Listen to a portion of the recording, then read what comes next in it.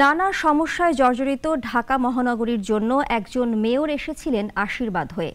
বসবাসযোগ্য পরিকল্পিত নগরীর স্বপ্ন দেখিয়েছিলেন নগরবাসীকে। তিনি আনিসুল হক দায়িত্ব নিয়েই দেখাতে শুরু করেন চমক।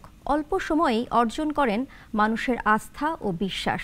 হঠাৎ তার চলে যাওয়া চাপা কান্নায় থমকে যায় সব। আজ তিনি নেই। কতটা বাস্তবায়ন হয়েছে তার স্বপ্নের প্রকল্প?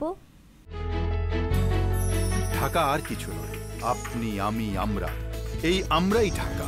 নির্বাচনী ইস্তেহারে সমাধান যাত্রার কথা বলেছিলেন ঢাকা উত্তর সিটি কর্পোরেশনের প্রয়াত মেয়র আনিসুল হক। এই ঢাকার হাজারো সমস্যার কথা বলি। এই নগর, তার নেয়া নানা পদক্ষেপ নগরবাসীর দৃষ্টি কেড়েছে।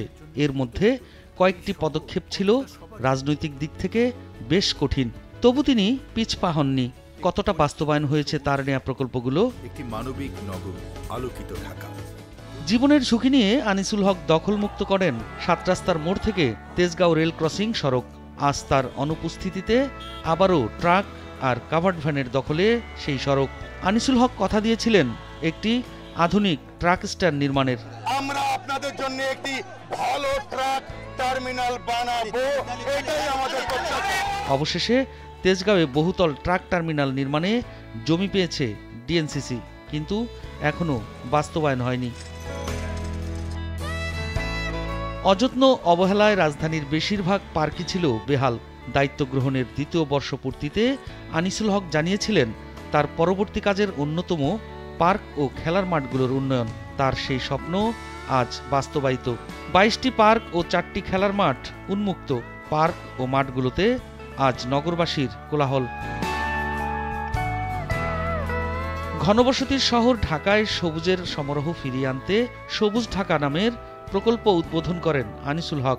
সেই প্রকল্প না থাকলেও থেমে থেমে চলছে সবুজায়ন।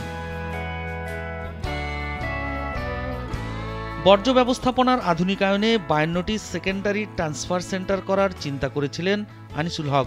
সেটি বাস্তবায়ন করেছে ডিএনসিসি। ইতিমধ্যে বাস্তবায়ন শুরু হয়েছে তার আরেকটি বড় পরিকল্পনা, বর্জ্য থেকে বিদ্যুৎ প্লান্ট প্রকল্প।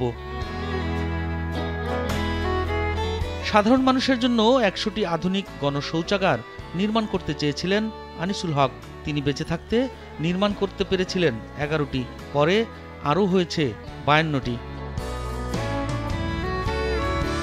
যানজট কমাতে আবদুল্লাপুর থেকে তেজগাঁও ৭ রাস্তা পর্যন্ত ১২টি ইউটার্ন নির্মাণের প্রকল্প হাতে নেন আনিসুল হক। তার মৃত্যুর পর কাজ শেষ হয়। ইউটার্নগুলো তৈরি হওয়াতে বিমানবন্দর সড়কের যানজট কমেছে প্রায় ২৫%। গাবতলী এলাকায় দীর্ঘদিন ধরে প্রভাবশালীদের দখলে থাকা ৫২ একর জমি উদ্ধার করেন আনিসুল হক। রাজধানীর কোটি মানুষের গণপরিবহন সংকট মেটাতে ৪,০০০ বাসের একটা সার্ভিস চালু করতে চেয়েছিলেন আনিসুল হক।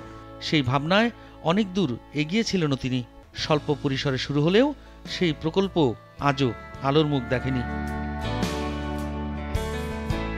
এই শহর স্বপ্নবাজ যে মেয়রকে পেয়েছিল, আজ তিনি নেই। তবু বাতাসের কানে কানে বাজে সেই সুর, নয়ন তোমারে পায় না দেখিতে, রয়েছ নয়নে নয়নে, হৃদয় তোমারে পায় না জানিতে, হৃদয়ে রয়েছ গোপনে। সাইফুল শাহীন, নাগরিক, ঢাকা।